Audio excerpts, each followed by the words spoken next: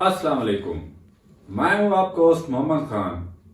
आज की वीडियो आपके लिए बड़ी स्पेशल होने वाली है। इस वीडियो में हम एक ऐसा प्रोसेस या एक ऐसा तरीकाकार डिस्कस कर रहे हैं जो तकरीबन हर बंदे की जरूरत है। मुझसे लास्ट कुछ दिनों में कुछ बाद लोगों ने यह सवाल किया और मैंने उनको इसके बारे में डिटेल भी बताई जितना कुछ मुझे इल्म था, तो उनको काफी फायदा हुआ।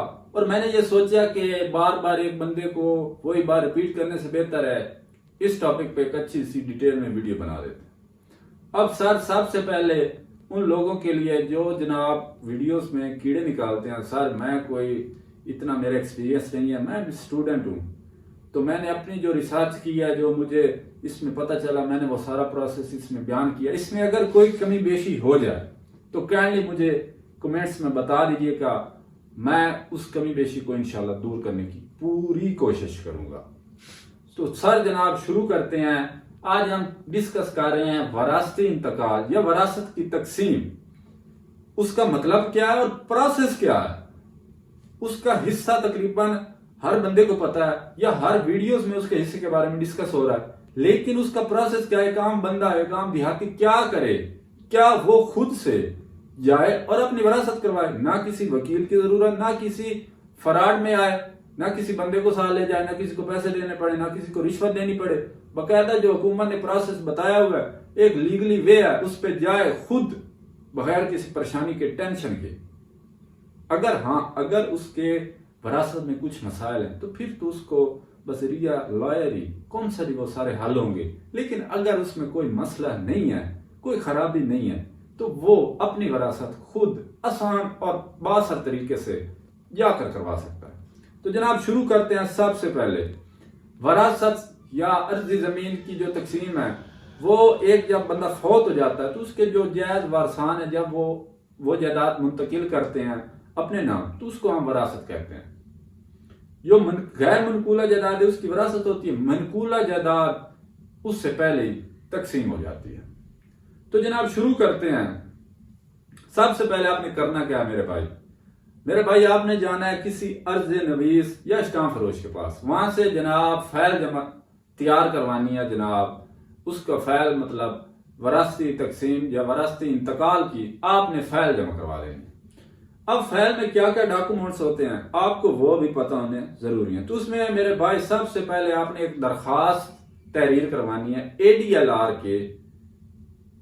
एडीएलआर को एक दरखास्त जनाब वो आपने तहरीर करवानी है मनजाने वारिस मुतवफ़ी। अब उस दरखास्त के बाद आपने उसके साथ डॉक्यूमेंट्स कौन कौन से लगवाने हैं। सबसे पहले मुतवफ़ी का कंप्यूटराइज डेथ सर्टिफिकेट और नंबरदार से तस्दीक करवा लें। उसके बाद जो दरखास्त देंदा है उसकी आईडी कार्ड की कॉपी और फैमिली रजिस्ट्रेशन सर्टिफिकेट की कॉपी ये लग जाएंगे। नंबर इसके आगे आपने जनाब उसके साथ दो गवाहान, जो गवाहान देही आपके मतलब जो खेवट के जो हिस्सेदार हैं, वो आपने गवाहान की जो दो जनाब साथ उनके बयान हल्फी और उस बंदे का अपना बयान हल्फी वो साथ अटैच कर देना। अब ये सारी चीजें होगी अटैच। इसके बाद आपने जाना है computer centre, land record centre पर आपने जाना है और सेंटर पर जाकर आपने टोकन लेना। सबसे पहले अब टोकन आजकल क्योंकि लास्ट कुछ दिनों से जनाब हो गया ऑनलाइन, तो ऑनलाइन टोकन या तो आपको पता होगा तो या वहां उससे इंस्ट्रक्शन लेकर या आप फोन पर टोकन लगवाएं या वेबसाइट पे जल्दी और आसान टोकन लगता है, फोन बिजी होता है। टोकन लगवाने के बाद आपने अपनी बारी का इंतजार करना है। या बाप की जनाब आ गई बारी, आपने जाना है अंदर जो सर्विस सेंटर ऑफिशियल वरासती इंतकाल को उस पर जाना है और जनाब आपने उससे पहले एडीएलआर से अपनी फाइल मार्क करवानी है कि मैंने जनाब वरासती इंतकाल के लिए इंदराज करवाना है। जब आप सर्विस सेंटर ऑफिशियल पे जाएंगे वो आपकी फाइल की जांच पड़ताल करेगा, ये देखेगा कि डॉक्यूमेंट्स सारे पूरे हैं। उसके बाद जनाब वो आपको देगा चलान किस लिए देगा जनाब? चलान देगा कि आप इस जनाब सारे प्रोसेस की पहले जमा करवाएं फीस। अब आपने चलान लेना है चालान लेकर आपने वहीं लैंड रिकॉर्ड सेंटर के अंदर ही जो बैंक है वहां फीस जमा करवा देनी। वो फीस इतनी कुछ ज्यादा नहीं होगी, या 1000 होगी या इससे कुछ ज्यादा होगी। फीस जमा करवा कर जनाब वो जनाब चालान आपने जनाब जब उसको वापस करना है, दिखाना है, उसके बाद वो आपको लेटर कर देगा शजरा बराए रिपोर्ट पटवारी, वो आपको लेटर दे देगा। अब आपने लेटर लेना है, चालान की जो आपको कॉपी मिलेगी वो भी आपने रखनी है साथ। ये दोनों चीजें जनाब फाइल में ऐड कर देनी। अब आप चले गए जनाब पटवारी के पास।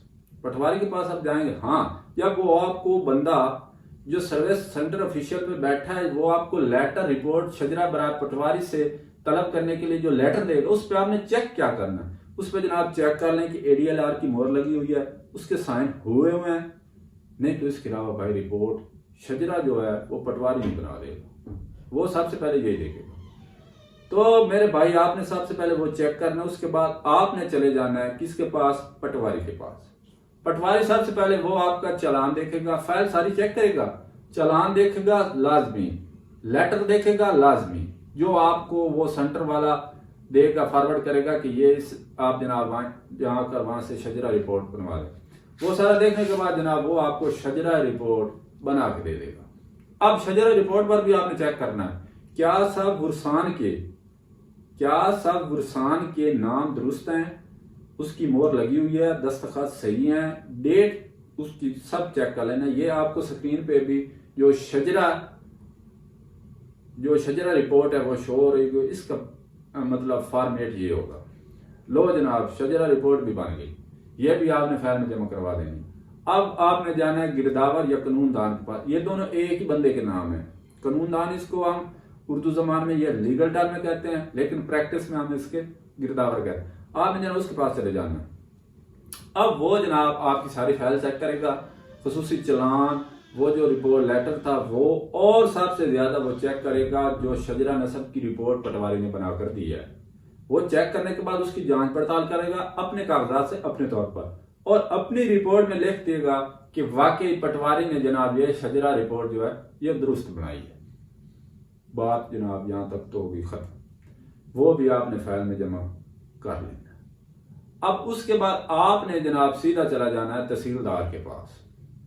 सही हो गया। तहसीलदार जनाब सब जो है वो चेक करने के बाद जो सारी वो फाइल है वो चेक करेगा, सब रिपोर्टें चेक करेगा। आपने जब रिपोर्ट लेनी है, मैं बार बार आपको बता रहा हूं, ये फिर आपके लिए मसला बन जाएगा। जब भी जहां आप गए हैं उससे रिपोर्ट लिया वहीं चेक करें, नाम ठीक है, उसके दस्तखत ठीक है, डेट ठीक है, मोहर ठीक है, ये सारे चेक करें। आपकी रिस्पॉन्सिबिलिटी है, काम आपका भाई हो रहा है। जब आप आगे जाएंगे अगर उसमें कोई कमी पेशी होगी सारा प्रोसेस शुरू से होगा। अच्छा, तहसीलदार के पास आप चले गए, उसने सारी जांच पड़ताल कर दी और आपको जनाब अपनी रिपोर्ट में उसने लिख लिया और आपको भेज दिया अर्जी record centre, land record centre. अब लैंड रिकॉर्ड सेंटर में आप जाएंगे और उसके बाद आपका होगा जनाब अखबार इश्तिहार। अखबार इश्तिहार किसी ऐसी अखबार में जो तहसील में शाया होती हो उसमें होगा। 3-4 किस्म की अखबारें आती हैं, आप किसी में भी जाकर इश्तिहार दे दें। इश्तिहार का पैटर्न फॉर्मेट वो आपको वहां से मिल जाएगा। उसमें आपकी सारी जायदाद की डिटेल और इस विरासत इंतकाल के बारे में ये खबर छप जाएगी कि अगर कोई वारिस इससे बच रहा है, रह रहा है, या जिसके साथ नाइंसाफी हो रही है वो आके ADLR के दफ्तर से रब्ता करे और अपना नाम, ये सारा प्रोसेस रोक दे, अपना हिस्सा ले। उसके साथ नाइंसाफी भाई हमने नहीं करनी, क्योंकि वो आप भी हो सकते हैं, आपका कोई भाई भी हो सकता है। तो दैट्स इट जनाब। अखबार इश्तिहार के 7वें दिन बाद आपने जनाब चले जाना ADLR के पास, इंदराज वरासती हसस के लिए आपने चले जाना। अब ADLR के पास गया इंदराज हसस वरासती हसस के लिए, तो वो जनाब क्या करेगा, वो जनाब जो उस टाइम दफ्तर इंचार्ज होगा वो सारी फाइल फिर चेक करेगा, अखबार इश्तिहार तक सारी फाइल फिर चेक करेगा और जो सर्वर सेंटर ऑफिशियल है उसको फॉरवर्ड करेगा, उसके कंप्यूटर में फॉरवर्ड कर देगा। और जो सर्वर सेंटर ऑफिशियल है वो बामुताबिक तहसीलदार, क्योंकि तहसीलदार ने चेक की है, बामुताबिक तहसीलदार जो है वो अपने मुतलका ADLR को वो फाइल फॉरवर्ड कर देगा। अब जनाब आगे क्या होगा, अब जनाब जो ADLR है वो जो गवाहान देही या आपके जो इससे मतलब खेवड़दार हैं या लंबरदार की मौजूदगी में आपको जनाब वरासत इंतकाल की नकल आपको दे दे। चेक करने के बाद वरासत इंतकाल की नकल आपको दे दे। इस सारे प्रोसेस में सिर्फ एक ही बात आपकी खर्च होगी, ना रुपया पैसा खर्च होगा, आपका सिर्फ और सिर्फ खर्च जो होगा वो भाईजान टाइम होगा। ये एक दिन में नहीं होगा, इस पे के लिए आपको जाना पड़ेगा, तरद्दुद करना पड़ेगा। अब भाईजान अगर कोई बंदा जनाब रह रहा है सारे काम से, उसको हिस्सा नहीं मिला, उसके साथ फ्रॉड हो गया, उसको पता चल गया, भाईजान वो ADLR के दफ्तर में जाए, दरखास्त दे, सारा सिस्टम ही सारा उसका जो प्रोसेस है खत्म हो जाएगा, इंतकाल ही रुक जाएगा। जब तक उसको शामिल फिर वो नया अपना वरासत इंतकाल करवा ले। इखबार इश्तिहार का मकसद ही यही है कि अगर कोई बंदा बच रहा है या मतलब उसको हिस्सा नहीं देना चाह रहे तो उसको मुताला किया जाए, उसको मतलब पता लगना चाहिए कि यार ये वरासत इंतकाल उसका हो रहा है, अपने हिस्से के लिए वो अगर लेना चाहता है तो भाईजान आए, अपना बताए, सारा प्रोसेस रोके, अपना हिस्सा मांगे। तो ये सारा प्रोसेस है। हाँ, जिन जो मौजे अभी कंप्यूटराइज नहीं हुए उनमें जनाब आपने कंप्यूटराइज दफ्तर नहीं जाना, आपने जाना सीधा पटवारी के पास, बाकी सारा प्रोसेस वही है। हम कंप्यूटराइज सेंटर गए थे, वहां से हमें लेटर मिला फीस के बाद और हमने जनाब पटवारी के पास गया। तो अगर आपका मौजा कंप्यूटराइज नहीं है तो आपने जाना सीधा पटवारी के पास, फीस वही होगी, चालान वही होंगे, सारा कुछ वही होगा, वही सब कुछ मार करेगा, प्रोसेस सारा शुरू ही पटवारी से होगा। और इसमें ये जो फॉरवर्ड और कंप्यूटराइज सिस्टम ये नहीं होगा। तो एंड में आकर आपको इंतकाल, वरासत इंतकाल की जो नकल है वो वैसी ही मिलेगी जो आपको इधर से मिलेगी। तो मेरे भाई सारा प्रोसेस आपने दोबारा सुने, वीडियो को बार बार सुने, खुद जाएं, फाइल तैयार करवाएं, कम खर्चे में भाईजान आपका काम हो जाएगा।